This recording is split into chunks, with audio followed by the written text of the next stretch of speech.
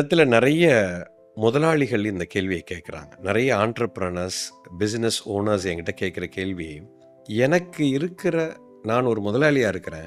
எனக்கு இருக்கிற ஒரு எஃபிஷியன்சி என்கிட்ட வேலை செய்கிறவங்க கிட்ட இல்ல.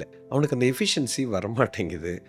அவங்ககிட்ட எப்படி நான் எவ்வளோ எஃபிஷியண்ட்டா வேலை பார்க்குறனோ, அதே மாரி அந்த எஃபிஷியன்சிய, அந்த எக்ஸலன்ஸை அவங்ககிட்ட எப்படி கொண்டு வர்றது? ஆனா, உங்ககிட்ட வேலை செய்யக்கூடிய அந்த தொழிலாளி அவனுக்கு இந்த கோலை அச்சீவ் பண்ணணும்னு இல்ல. அவனுக்கு நீங்க குடுக்குற சம்பளம் தான் வேணும். நல்லா புரிஞ்சுக்கங்க. ஸ்பிரிச்சுவலாவும் நீ தெரிஞ்சுக்கிட்டு ஒரு வேலை பண்றதுக்கும், இல்லாம ஒரு வேலை செய்றதுக்கும் வித்தியாசம் இருக்கா? ஒர்க்ல ஸ்பிரிச்சுவாலிட்டி தேவையா? ஸ்பிரிச்சுவாலிட்டிங்கிறது ஒர்க்கை விட்டுட்டு போகிறதில்ல. ஸ்பிரிச்சுவாலிட்டியோட உன்னோட ஒர்க்கு இருந்துச்சுன்னா you will become very dynamic. எப்போவுமே ஃப்ரண்ட்டில் தான் இருப்பீங்க. நீங்கள் தான் ட்ரெண்ட் செட்டராக இருப்பீங்க. நீங்கள் தான் லீடராக இருப்பீங்க. Spirituality is not about leaving everything. Spirituality is trend setting. Creativity is nothing but the idea given by the creator. Creator ஒரு ஐடியா கொடுத்தா தான் அது கிரியேட்டிவிட்டி. நான் ஒரு ஐடியாவை கொடுக்குறேன்னா என் மைண்ட்லேருந்து வருதுன்னு அர்த்தம். அப்படின்னா பாஸ்ட்லேருந்து வருதுன்னு அர்த்தம். அதுக்கு பேர் மொனாட்டனின்னு பேர்.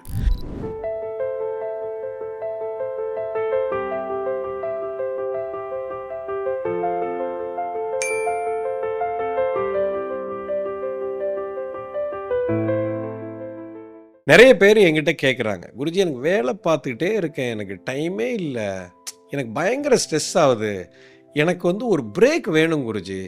ஆனால் அந்த பிரேக் எடுத்தால் எப்படி நான் பிரேக் எடுக்கிறது? இந்த பிரேக் இல்லைன்னா என்னால் வேலை பார்க்க முடியல. சார், முதல்ல ஒன்று தெளிவாக புரிஞ்சுக்கோங்க. லைஃப்பில் எனக்கு பிரேக் வேணும்னு ஏன் தெரியுமா கேட்குறீங்க? உங்கள் ஒர்க்கில் ஸ்ட்ரெஸ்டாக இருக்கீங்க. இப்போ ஸ்ட்ரெஸ் இருக்கிறதுனால தான் பிரேக்கு கேட்குறீங்க. வேலையே ஸ்ட்ரெஸ்ஸே இல்லைன்னு வச்சுக்கோங்க, எதுக்குங்க பிரேக்கு? பிரேக்கே தேவையில்லை. சரி, நான் இன்னும் ஒரு பெரிய ரகசியத்தை உங்களுக்கு சொல்கிறேன். இந்த பிரேக்கு அப்படின்னா என்ன தெரியுமா? முதல்ல சரி, உங்களுக்கு நான் பிரேக் கொடுக்குறேங்க, அடுத்த 10 நாள் உங்களுக்கு பிரேக்கு, சரியா? இந்த நிறைய ஆர்கனைசேஷன்லாம் என்ன பண்ணுவாங்கன்னா, ஃபோர்ஸ்டு லீவுன்னு சொல்லி ஒரு 10 நாள் வீட்டுக்கு அனுப்பிச்சிருவாங்க. கம்பல் பண்ணி உங்களை நீ லீவ் எடுத்துக்கோ அப்படின்னு சொல்லி ஒரு 10-15 நாள். இப்போ நான் உங்களுக்கு பிரேக் கொடுக்குறேங்க. இந்த 15 நாளும் நீங்கள் என்ன பண்ணுவீங்க? இந்த பிரேக்கில் உங்களை கேட்டால் ஒவ்வொருத்தையும் ஒன்று ஒன்று சொல்லுவான். குருஜி, நான் அந்த பிரேக்கில் காலையில் சீக்கிரமாக எந்திரிச்சு நான் சினிமா பார்ப்பேன். ஒருத்தங்க சொல்லுவான், நான் ஷாப்பிங் போவேன் அப்படிம்பாங்க. ஒருத்தங்க நான் ஊரெல்லாம் சுற்றி பார்ப்பேன், நான் என் ஃப்ரெண்ட்ஸோடு போய் உட்காந்து ட்ரிப்பு போவேன், இல்லை நிறைய நான் ஒருத்தன் புக்கு படிப்பேன், நான் போய் ஒரு கேம் ஆடுவேன், நான் வீடெல்லாம் நான் க்ளீன் பண்ணுவேன். ஒருத்தங்க கேட்டிங்கன்னா, நான் என் குழந்தைங்களுக்கு நான் சமையலே பண்ணல, நான் ஆஃபீஸ் வேலையாகவே இருந்துட்டேன். லேடிஸ், ஒர்க்கில் இருக்கிற லேடிஸுக்கு நான் வீட்டில் இருந்து என் குழந்தைங்களுக்கெல்லாம் சமைச்சு போடணும் அப்படின்னு சொல்லுவாங்க. எண்ட் ஆஃப் த டே இந்த பிரேக்கில் நீங்கள் என்ன தெரியுமா பண்ணுறீங்க?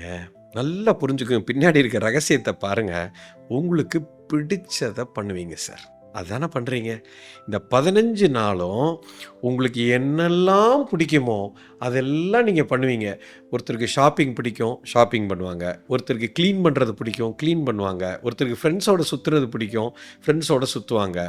ஒருத்தருக்கு மூவி பார்க்கணுன்னு பிடிக்கும், மூவி. ஒருத்தருக்கு ஒரு கேம் ஆடணும்னு பிடிக்கும், கேம் ஆடுவாங்க. ஒருத்தருக்கு ஜாகிங் போகணுன்னு இருக்கும், ஜாகிங் போவாங்க, சைக்கிளிங் போவாங்க. இது தாங்க கான்செப்ட். நல்லா புரிஞ்சுக்கோங்க. இப்போ நீங்கள் ஒர்க்குலேருந்து எனக்கு பிரேக் வேணும் அப்படின்னாலே ஒர்க்கு உங்களுக்கு பிடிக்கலை. இப்போது பிடிக்காததை பண்ணுறதுலேருந்து பிடிச்சதை நான் பண்ணுறதுக்காக தான் நீங்கள் பிரேக்கே கேட்குறீங்க. You understand? இப்போது நான் ஒரு சிம்பிள் ஒரு பாலிசி சொல்கிறேன். ஒர்க்கையே, உங்களுக்கு பிடிச்ச ஒர்க்கையே நீங்கள் பண்ண ஆரம்பிச்சிட்டிங்கன்னா லைஃபே பிரேக்கு தாங்க. நீங்கள் பிரேக் எடுக்க வேண்டிய அவசியமே இல்லை. எனக்கு பிடிச்ச விஷயத்தை நான் எப்போ பண்ண ஆரம்பிக்கிறேனோ பண்ணுறவனுக்கு பிரேக்கே தேவையில்லை. ஏன்னா என் வேலையே எனக்கு பிரேக்கு தான். உலகத்தில் இருக்கக்கூடிய இயற்கையில் இருக்கக்கூடிய அத்தனை விஷயங்களும் எந்த ஒரு உயிரினமும் மனிதனை தவிர பிரேக்கே எடுக்கிறது இல்லைங்க, ஹாலிடேக்கே போகிறதில்ல. ஏன்னா அதுங்களுக்கு என்ன பிடிக்குமோ, அதுங்க என்ன பண்ணணுமோ அதை மட்டும்தான் பண்ணுது. கொஞ்சம் வாட்ச் பண்ணி பாருங்கள். இயற்கையில் இருக்கிற விஷயம், புலியோ ஒரு சிங்கமோ இல்லை ஒரு பாம்போ ஒரு மரமோ ஒரு தென்னை மரமோ ஒரு மாமரமோ ஒரு பலாமரமோ, நான் வேலை பண்ணிட்டேன், எனக்கு கொஞ்சம் பிரேக் கொடுங்க, எதுவாவது பிரேக்குக்கு போகுதா? உலகத்தில் எதுவுமே பிரேக் எடுக்கிறது இல்லைங்க. சூரியன் வந்து டெய்லி கிழக்க உதிக்குது, நான் கொஞ்சம் பிரேக் எடுத்துக்கிறேன்ப்பா. மூன் வந்து வருது, அமாவாசை வருது, பௌர்ணமி வருது. இயற்கையில் இருக்கிற அத்தனை விஷயத்தையும் பாருங்களேன், எல்லாமே அது வேலையை ஜாலியாக செஞ்சுக்கிட்டே இருக்குங்க. நீங்கள் பிடிச்ச வேலையை செய்யுங்க, பிரேக்கே தேவையில்லை, லைஃபே பிரேக்கு. எவ்வளோ நல்லா இருக்கும். You understand? சமுதாயத்துக்காக செய்யாதீங்க, உங்களுக்கு என்ன பிடிக்குமோ அதையே வேலையாகவும் அதையே தொழிலாகவும் செய்பவனுக்கு பிரேக்கே தேவையில்லை. நீ செய்கிற வேலையில் ஸ்பிரிச்சுவலாகவும் நீ தெரிஞ்சுக்கிட்டு ஒரு வேலை பண்ணுறதுக்கும் இல்லாமல் ஒரு வேலை செய்கிறதுக்கும் வித்தியாசம் இருக்கா? ஒர்க்கில் ஸ்பிரிச்சுவாலிட்டி தேவையா? பாரத தேசத்தின் நெடிய ஞான மரபின் தொடர்ச்சி குரு மித்ரே சிவா நடத்தும் அல்கெமி புரோகிராமில் பங்கேற்க ரெஜிஸ்டர் செய்யுங்கள் அல்லது கால் 9655992559. எங்கள் வெப்சைட் www.matangifoundation.org. சார், ஒரு வேலையை நீ வந்து வெறும் ஒர்க்காக மட்டும் இருக்க, உனக்கு ஸ்பிரிச்சுவல் கனெக்ட் இல்லை அப்படின்னா இதுக்கு பேர் மொனாட்டனிசம்னு பேர். ஒரே வேலையை திரும்ப திரும்ப திரும்ப செஞ்சு ஒரு காலத்தில் நீ ரிடண்டன்ட் ஆகி ஒன்றும் இல்லாமல் போய் காணாமலே போயிடுவேன். வளர்றது மட்டும் இல்லை, ஒன்றும் இல்லாமலே போயிடுவேன். ஸ்பிரிச்சுவாலிட்டிங்கிறது ஒர்க்கை விட்டுட்டு போகிறது இல்லை. ஸ்பிரிச்சுவாலிட்டியோட உன்னோட ஒர்க்கு இருந்துச்சுன்னா யூ வில் பிகம் வெரி டைனமிக்னா ஒவ்வொரு மொமெண்ட்டும் புதுசு புதுசாக பண்ணுவேன். ஒரே வேலை செய்கிற மாதிரி இருக்கும், ஆனால் அந்த வேலையில் ஒரு ஸ்பெஷாலிட்டி இருந்துக்கிட்டே இருக்கும். அதுக்கு வந்து ஸ்பிரிச்சுவாலிட்டிங்கிறது எக்ஸிஸ்டன்ஸோட நீ கனெக்ட் ஆகிற பிரபஞ்ச சக்தி வந்து உனக்கு ஒரே விஷயத்தை ஒவ்வொரு மொமெண்ட்டும் புது டைமென்ஷனில் காமிக்கும்.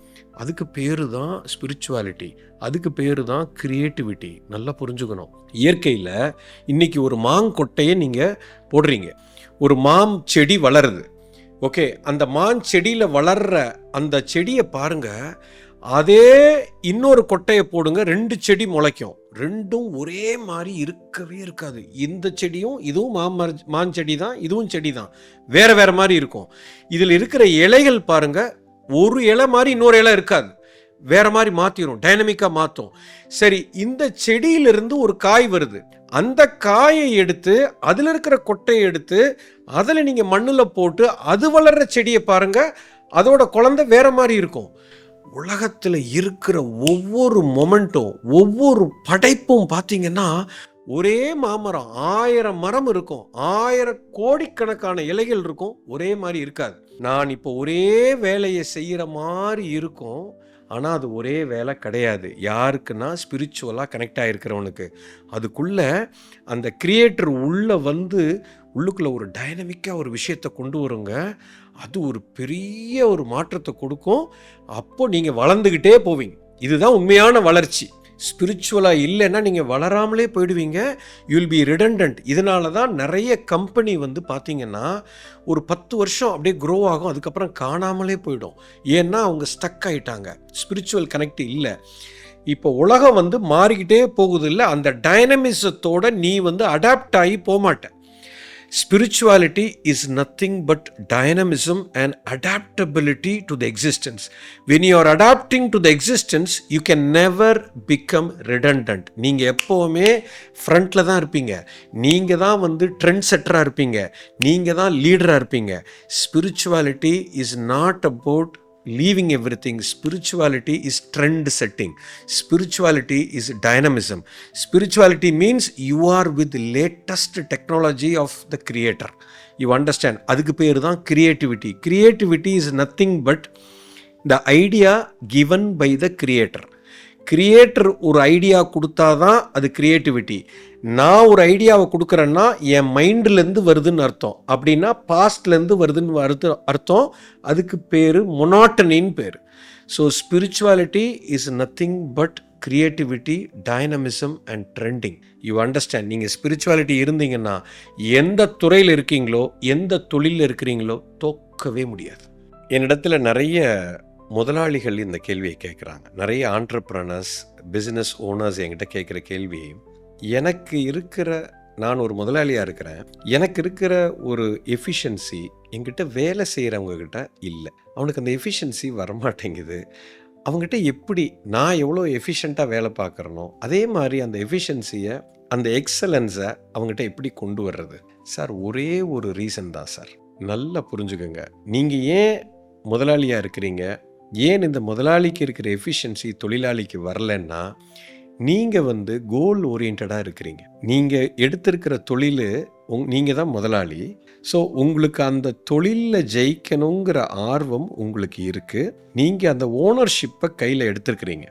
ஸோ உங்களுடைய கோலை நீங்கள் அச்சீவ் பண்ணணும். அதை செய்கிறதுல உங்களுக்கு ஒரு பெரிய சந்தோஷம் இருக்குது. இந்த கோலை நான் அச்சீவ் பண்ணணும், இது எனக்கு ஒரு பெரிய சந்தோஷத்தை உங்களுக்கு கொடுக்குது அப்படிங்கிறது தான் உங்களை எஃபிஷியண்ட்டாக வச்சுருக்கு. ஆனால் உங்ககிட்ட வேலை செய்யக்கூடிய அந்த தொழிலாளி அவனுக்கு இந்த கோலை அச்சீவ் பண்ணணும்னு இல்லை. அவனுக்கு நீங்கள் கொடுக்குற சம்பளம் தான் வேணும். நல்லா புரிஞ்சுக்கோங்க. அவன் நான் வேலை பார்க்குறேன், எனக்கு இவர் காசு கொடுக்குறாரு, அவ்வளோதான். இந்த ஒரு நோக்கம்தான் அவனை எஃபிஷியண்ட்டாக பண்ண விடாது. அப்போது அவனுடைய நோக்கத்தை நீங்கள் மாற்றணும்.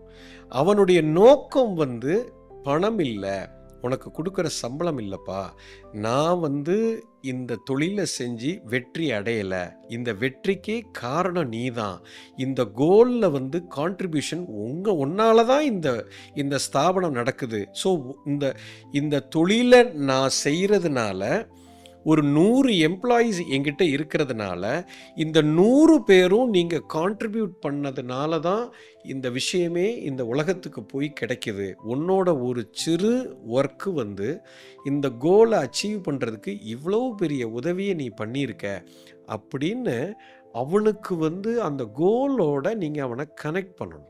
அந்த கோலுக்கும் அவனுக்கும் ஒரு ரிலேஷன்ஷிப் இருக்கணும். நாட் த மணி நான் உங்களுக்கு எனிவே உங்களுக்கு வந்துடும். இந்த கோலை நீங்கள் அச்சீவ் பண்ணிட்டீங்கன்னா இந்த ஆர்கனைசேஷனுக்கு செல்வம் கொட்டும். ஆர்கனைசேஷனுக்கு செல்வம் வந்துச்சுன்னா முதலாளிக்கு மட்டும் இல்லை, அங்கே இருக்கிற அத்தனை தொழிலாளியும் ஜெயிச்சிருவான். ஸோ நம்ம எல்லாரும் ஜெயிக்கணும்னா நம்ம செய்கிற இந்த வேலை தாங்க நமக்கு முக்கியம்.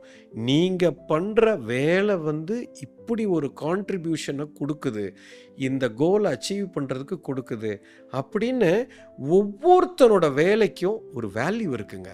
அந்த வேல்யூவை நீங்கள் அவனை ரெக்கக்னைஸ் பண்ண வச்சிட்டிங்கன்னா ஆட்டோமேட்டிக்காக எஃபிஷியன்சி வந்துடும். So only the value can give the efficiency, not the salary which you are paying. உனக்கு நான் காசு கொடுக்குறேன், நீ இந்த வேலை செய்யன்னா எஃபிஷியன்சி பார்க்க முடியாது. என்னோட கான்ட்ரிபியூஷனில் இவ்வளோ பெரிய விஷயம் நடக்குதுன்னு எனக்கு எப்போ புரியுதோ நான் கான்ட்ரிபியூட் பண்ணிக்கிட்டே இருப்பேன். என் கவனம் பூரா என்னோட கான்ட்ரிபியூஷனில் இருக்கும். அது எனக்கு சம்பளத்தை கொடுக்கும், எனக்கு ப்ரமோஷனை கொடுக்கும், எனக்கு வேலையை கொடுக்கும். இந்த கல்ச்சரை நீங்கள் உங்கள் டீமுக்கிட்ட நீங்கள் இன்ஜெக்ட் பண்ணிட்டீங்கன்னா efficiency will happen. Of course, this is one of the prime reason to get the best out of each and every employee in the company. பாரத தேசத்தின் நெடிய ஞான மரபின் தொடர்ச்சி குரு மித்ரே சிவா நடத்தும் அல்கெமி புரோகிராமில் பங்கேற்க ரெஜிஸ்டர் செய்யுங்கள் அல்லது கால் 9655992559. எங்கள் வெப்சைட் www.matangifoundation.org.